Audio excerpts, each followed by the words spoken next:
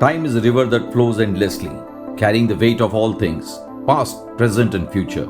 Some stories are whispered across its currents, stories of being so powerful, so devoted, that even their missteps ripple through the eternity. Today, we open the gates of Vaikuntha and step into the story of two immortal gatekeepers, Jaya and Vijaya, whose pride cost them their place in paradise. But sometimes, even a fall from grace can lead to the ultimate understanding of the self. Oh, dear listeners, welcome to another episode of Ancient Echoes. Today's episode, The Guardians of Vaikuntha, Jaya and Vijaya. Vaikuntha, the abode of Lord Vishnu, where the very air is soaked in serenity, where time feels slow and peace reigns like an eternal sunrise. Here at the entrance to this celestial realm stood Jaya and Vijaya, the mighty guardians. They were not just protectors, they were the keepers of the divine, shielding their lord from any disturbance. Eons had passed without challenge, without disruption. But then, on that fateful day, a figure appeared on the horizon, a sage, humble yet radiant with divine wisdom. It was none other than Narad, the great magician, the great wanderer, the great sage, seeking the blessings of Lord Vishnu. Narad said, Jaya, Vijaya, can you please open the gates? I come to offer my prayers to Lord Vishnu. Jaya, the Lord rests, O Narad. Even you must wait for the right time. Vijaya, yes, not even a sage may pass without permission. Return later when Vishnu is ready to see you. Narad stood still, his eyes narrowing. The arrogance in their tone stung him. A sage who had always been welcomed into Vaikuntha now turned away like an unworthy visitor. A quiet rage stirred in his heart. You forget, Jaya Vijaya. Devotion opens all doors. Yet you stand in my way, blinded by your own pride.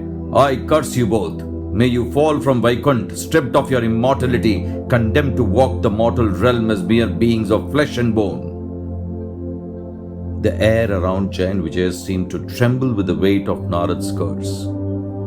The once untouchable guardians now stood vulnerable, their celestial glory dimmed.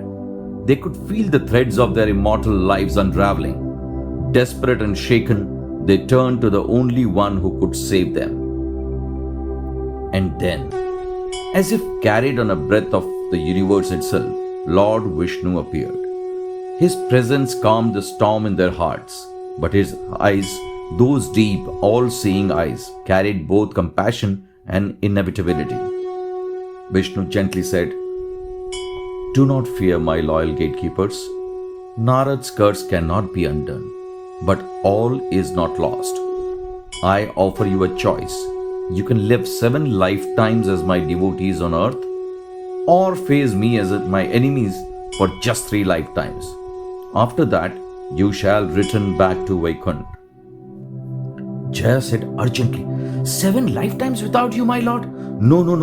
We cannot bear it. Let it be 3 lifetimes of struggle, even if it means opposing you, as long as we return to you sooner. We will face whatever challenges you set before us, but we cannot be away from you for long, my lord. Vishnu, then so it shall be. And so Jaya and Vijaya fell, tumbling through the fabric of time and space, descending from the celestial heights of Vaikuntha into the turbulent realm of earth. But their fall was not to be forgotten. They would become part of the stories and would echo for ages.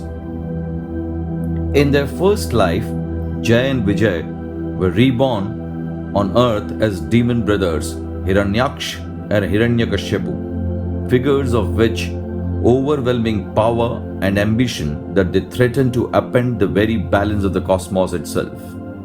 Hiranyaksha dragged the earth itself into the cosmic ocean, challenging the gods, only to face the fierce power of Vishnu's avatar, Varaha, the great boar. The battle was epic, shaking the heavens, but in the end, Hiranyaksha was no match for the divine force of Varaha. His brother, Hiranyakashipu, was no less formidable. Blinded by the hatred for Vishnu, He sought to become invincible, even over the gods themselves. But Vishnu, in the form of Narasimha, the half-man, half-lion, descended upon him with a terrifying grace, tearing him apart to save his own devotee, Prahalad. In their second life, Jaya and Vijaya were reborn as Ravan and Kumbhakaran, the rulers of the mighty Lanka. Ravan, the 10-headed king, with a mind full of desires and an ego that sought to conquer the universe itself, kidnapped Sita, the wife of Ram, an avatar of Vishnu. But pride comes before a fall. In the end, Ram's arrow pierced Ravan's heart, while Kumbhakaran fell valiantly in the battle, both brothers meeting their fated end. The third and the final birth brought them into the world as Shishupal and Dantavakra, who harbored a bitter hatred for Krishna, the eighth avatar of Vishnu. Their enmity was so deep that Shishupal's life was bound to Krishna's hand. At the Ratsuya Yajna, after hurling insults and threats, Shishupal's life came to an end by the deadly force of Krishna's Sudarshan Chakra. Remember, we heard this story in our episode about Sudarshan Chakra. And so, after the 3 lifetimes of battling the divine, Jaya and Vijaya's journey of opposition came to an end. Their souls, now free from the Narad's curse, ascended once more to Vaikuntha. They had fought, they had fallen, and they had learned.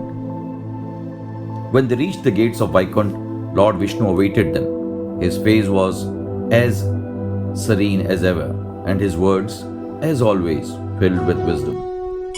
Welcome home, my loyal gatekeepers. Through struggle, you have come to know the deepest truths. Even in your opposition, your devotion to me never wavered.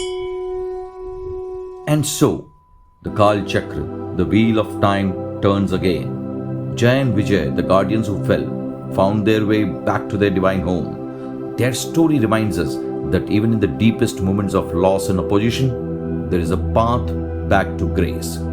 Sometimes it is through our greatest struggles that we understand our true selves. Hope you liked today's episode.